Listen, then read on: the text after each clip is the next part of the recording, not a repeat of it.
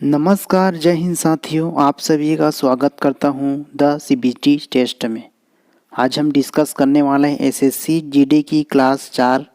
अगर आपने इसके पहले के 3 पार्ट नहीं देखे होंगे तो उन सभी का लिंक आपको डिस्क्रिप्शन में मिल जाएगा या आपको कमेंट सेक्शन में भी मिल जाएगा। चलिए आज की सेशन स्टार्ट करते हैं। भारतीय नेपोलियन की उपाधि किसे दी गई है?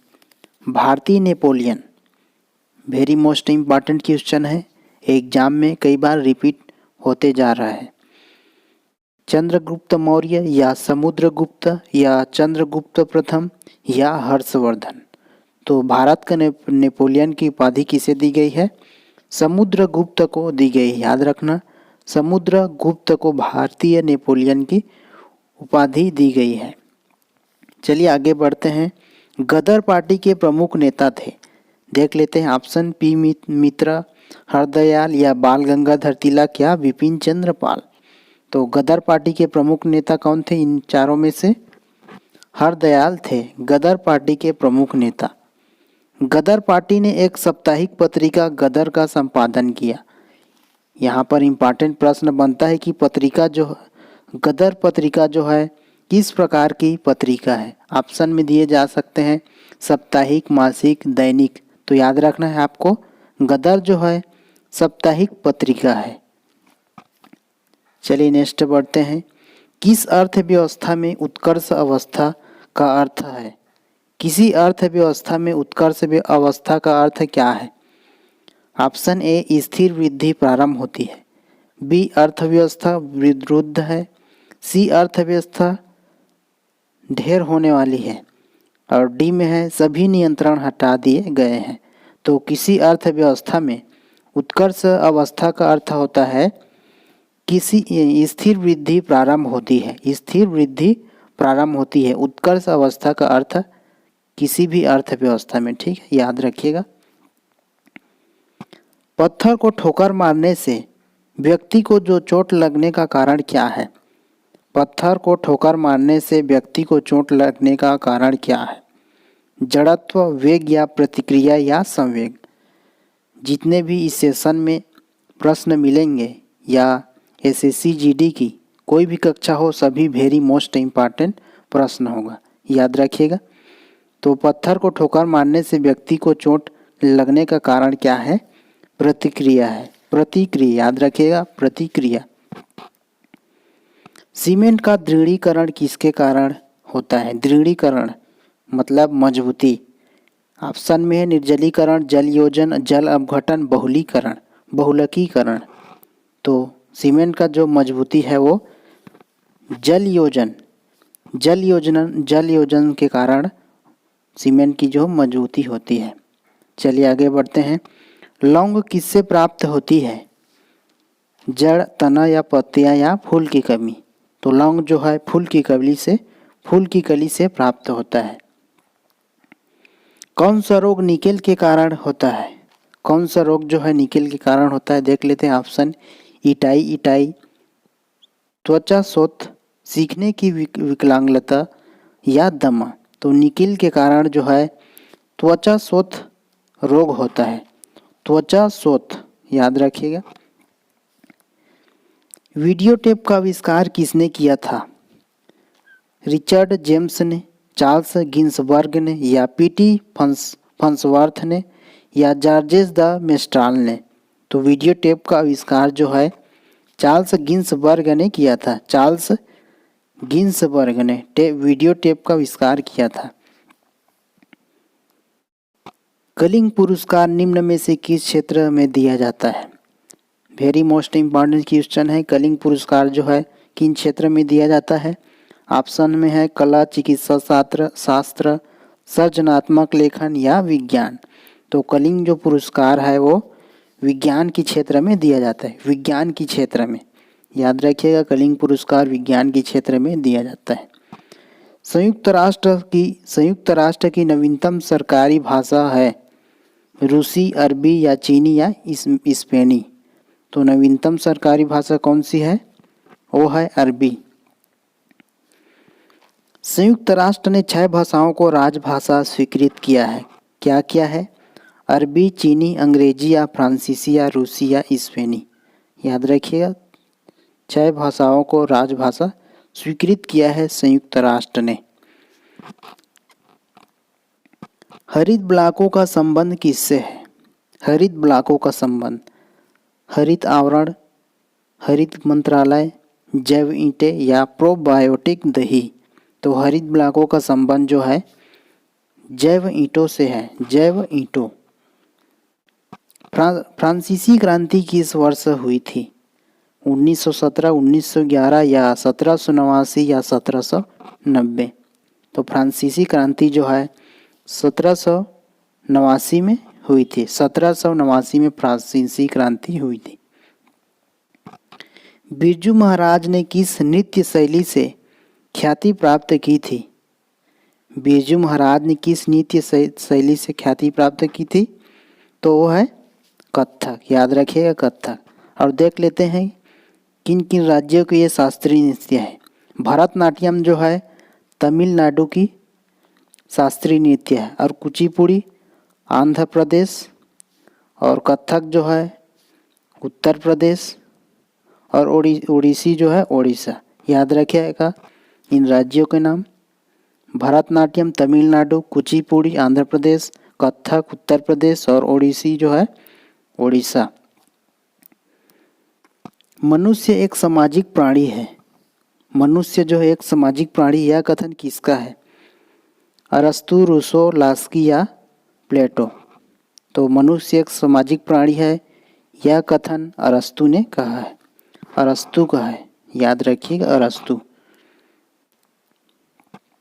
सूर्य की सबसे बाहरी परत को क्या कहते हैं? स्थल मंडल या वर्ण मंडल या प्रकाश मंडल या कोरोना। सूर्य की सबसे बाहरी परत को कोरोना कहते हैं, कोरोना। भारत का कुल कितना भौगोलिक क्षेत्र वन भूमि है?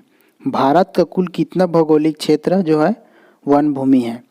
20% या 23% या 26% या 28%। तो भारत का कुल 23% जो है भौगोलिक क्षेत्र वन भूमि है। याद रखना, 23%। गाय के दूध का रंग थोड़ा पीलापन किसकी उपस्थिति के कारण होता है? गाय के दूध का रंग थोड़ा पीलापन किसकी उपस्थिति के कारण होता है? ऑप्शन देख लेते हैं। ए में है राइबोफ्लेविन, बी कैरोटीन, सी राइब्यूलोज या जैंथोफिल। तो इसका सही उत्तर हो जाएगा बी कैरोटीन। कैरोटीन के कारण गाय का दूध का रंग थोड़ा पीलापन हो जाता है, कैरोटीन की उपस्थिति के कारण। बीटी बीज का संबंध किससे है? चावल से, गेहूं से या कपास से या तिलहन से? बीटी बीज का संबंध, तो बीटी बीज का संबंध जो है कपास से है। याद रखना, बीटी बीज का संबंध कपास से है। रुपया नामक पहला सिक्का पहली बार किसने जारी किया? रुपया नामक पहला सिक्का पहली बार किसने जारी किया?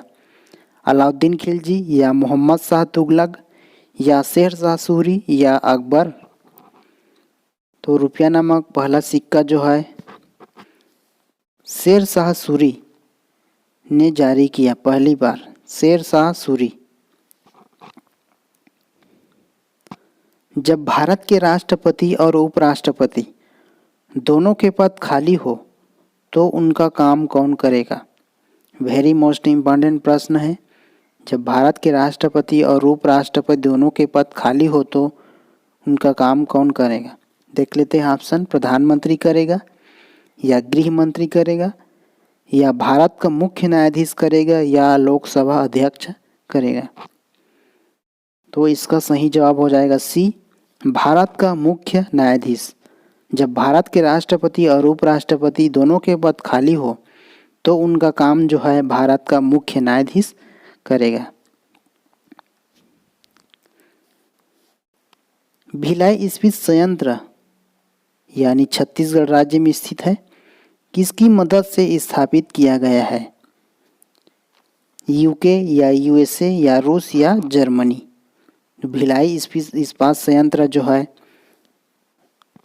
रूस की मदद से स्थापित किया गया है। भारत में राज्य सरकार की आय का मुख्य स्रोत कौन सा है? भारत में राज्य सरकार की आय का मुख्य स्रोत कौन सा है? ऑप्शन ए बिक्री कर, बी उत्पाद शुल्क, सी आयकर, डी संपत्ति कर। तो भारत में राज्य सरकार की आय का मुख्य स्रोत जो है बिक्री कर है, बिक्री कर। कार्बोहाइड्रेट शरीर में किस रूप में संचित रहती है? कार्बोहाइड्रेट शरीर में किस रूप में संचित रहती है? ग्लूकोज, स्टार्च या ग्लाइकोजन या सुक्रोज। तो कार्बोहाइड्रेट शरीर में जो है ग्लाइकोजन के रूप में संचित रहती है, ग्लाइकोजन के रूप में संचित रहती है। ईमेल सिस्टम में कितने प्रकार के अभिग्राहक यानी रिसिपेंट होते हैं?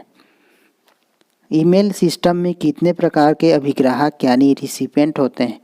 3 या 4 या 1 या 2। तो ईमेल में सिस्टम में 3 प्रकार के रिसिपेंट होते हैं। कौन कौन सा है?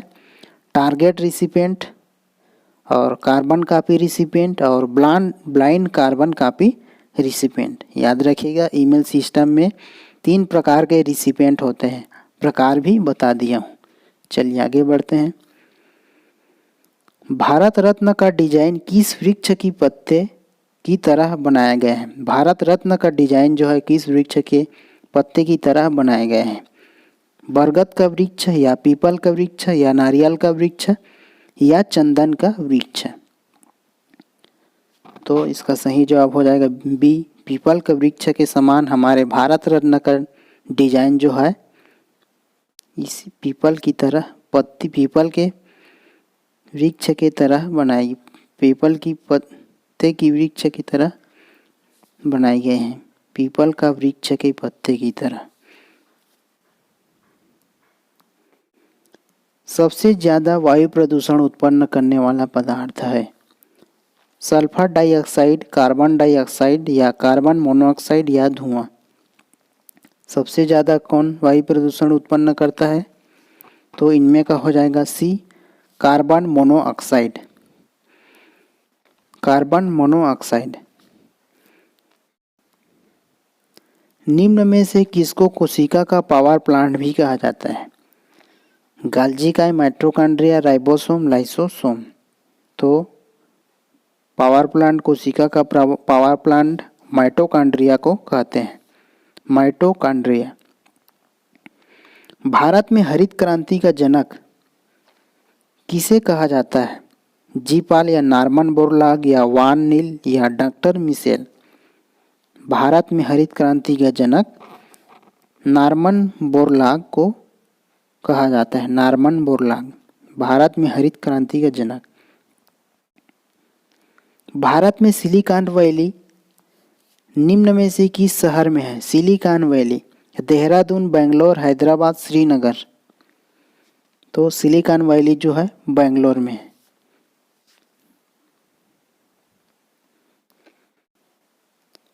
निम्न में से कौन सी पुस्तक सचिन तेंदुलकर द्वारा लिखी गई है? इस सेशन का अंतिम प्रश्न है। Option A playing it my way, untold story या train to Pakistan, India of my dreams. तो सचिन तेंदुलकर द्वारा लिखी पुस्तक कौन सी है? Playing it my way. Playing it my way जो है सचिन तेंदुलकर द्वारा लिखी गई है। फिर मिलते हैं नेक्स्ट सेशन में, तब तक के लिए जय हिंद, जय भारत।